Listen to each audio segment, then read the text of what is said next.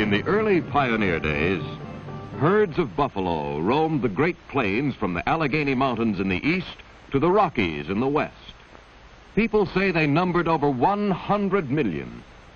The Indians often migrated with the buffalo because they were so dependent for food and fur in the cold winters. It is spring at Mr. Clark's private ranch, the time when the calves are born. Billy is just learning to stand up. Come on, Billy. Try hard, Billy. You can do it. And up he comes. He wants his mother, Polly. No, that's not your mother. There she is. Billy is hungry and nurses often. Buffalo calves are born with very heavy bones because soon after they are born, they run with the herd.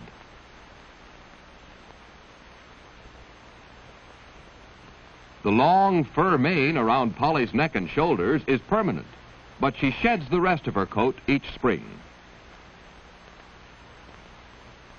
Nearby, little April stays close to her mother. The two little calves look just alike, but their mothers can tell them apart. The cows are devoted mothers and are dangerous to be around if their calves are taken away from them. And so, Billy and April grow up to be playmates.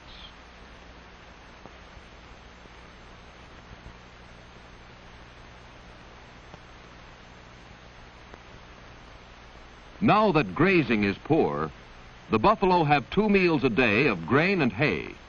They are cared for much the same as cattle on a modern ranch. George calls, "Hi, bull! Hi, bull!" And all the clumsy animals wend their way from the far corners of the ranch. George is careful to break the bales apart so that the buffalo will not hurt themselves by chewing the wires. Polly tries to eat, but the big bulls push the cows aside. Perhaps this is why the bulls live on an average 6 years longer than the cows. They are only nice to the cows during the spring mating season. At this time, the bulls have terrible fights. Little Billy looks confused.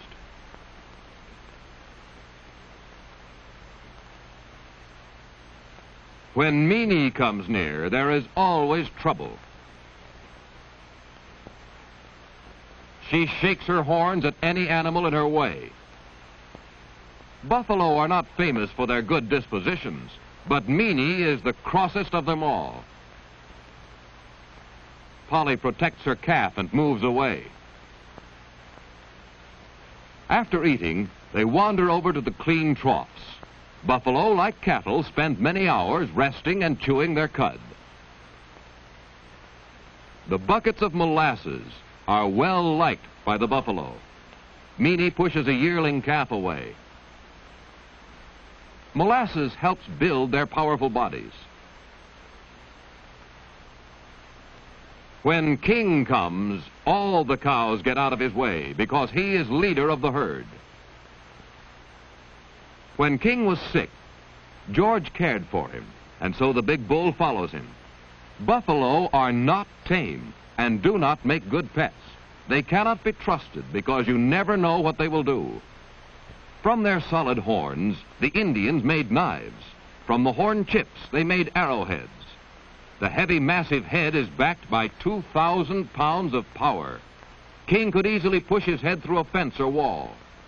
However, the buffalo in captivity have forgotten their wild ways and do not realize their strength.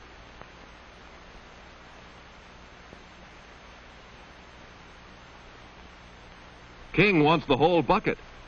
If he looks cross or carries his tail high, a sign of danger, George will quickly jump out of his way. Last night there was a bad accident.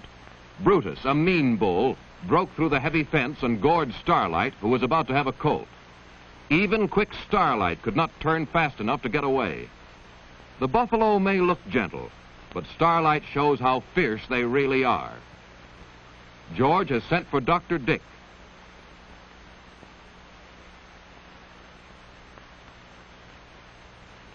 Starlight's wound healed with hardly a scar, and she had her fine coat.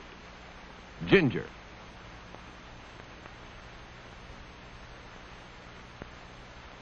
Starlight had the same good care that Mr. Clark gives all his animals. Billy and April like Mr. Clark because sometimes he feeds them from the bottle.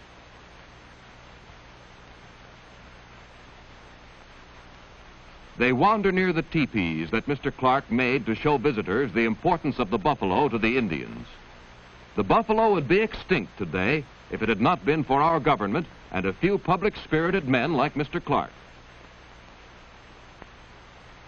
In the early days, the teepees were made from skins like buffalo hides. But when the traders brought canvas, the Indians used that instead. Buffalo skins made bed covers and rugs. Even today, many people have car robes made from buffalo skins. At the fireplace, the women cooked buffalo meat. The traders brought them iron pots. The meat was also cut into strips and dried to last through the winter like jerky. An Indian chief, Pushmi-Taha, makes friends with Billy with the help of a lump of sugar. The chief lectures on his people and the Indian sign language. Billy is growing up. His golden brown coat is turning dark, and his horn buds are beginning to grow. Someday he may be king of the herd. Indian drums were treasured by the Indian tribes. The divisions on this drum stood for the men of the council. Polly watches. The chief demonstrates how they use the hatchet, the tomahawk, the bow and arrow. The tomahawk, with its hard head, was a deadly weapon. A necklace of elk's teeth, the sign of the elk. The chief wears a necklace with a bear's foot. In his tribe, the medicine man wore this, and the Indians thought it had great healing power. It was handed down from father to eldest son. Another necklace of turquoise and silver. Long before the white man came, Indians fashioned jewelry from silver and copper.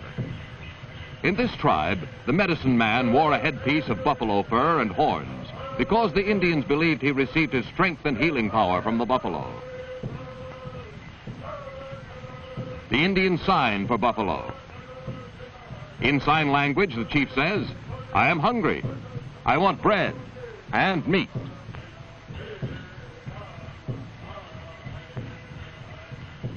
The bead design on his belt represented the eye of the buffalo. Each part of his costume had meaning to the Indian. The Indian bags were often beautifully decorated with beads. The breechcloth was worn both long and short. The sign for deer.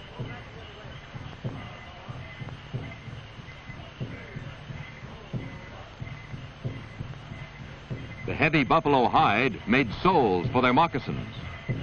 The bead design stood for a row of teepees, thus his village, his home, the sign for home. The fringe was ornamental. Also, the rain would roll off the fringe and keep the Indian drier. The chief shows how the Indian could drag his breechcloth in dusty weather and wipe out his footprints if he were being followed. The medicine man's dance warded off the evil spirits and was supposed to bring health and happiness to his tribe.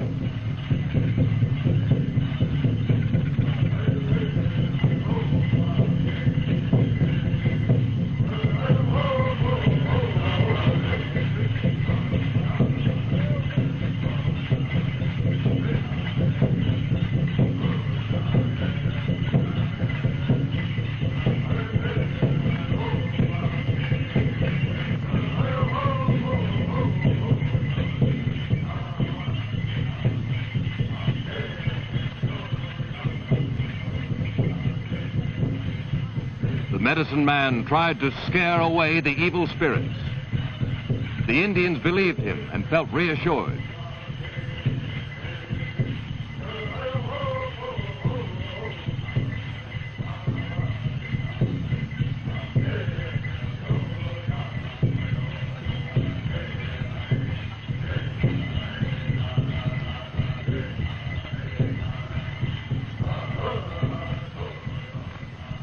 And as the Indian smoked his pipe of peace and prayed for the welfare of his people, he would add another prayer for the health of the buffalo, because they were so necessary to his way of life.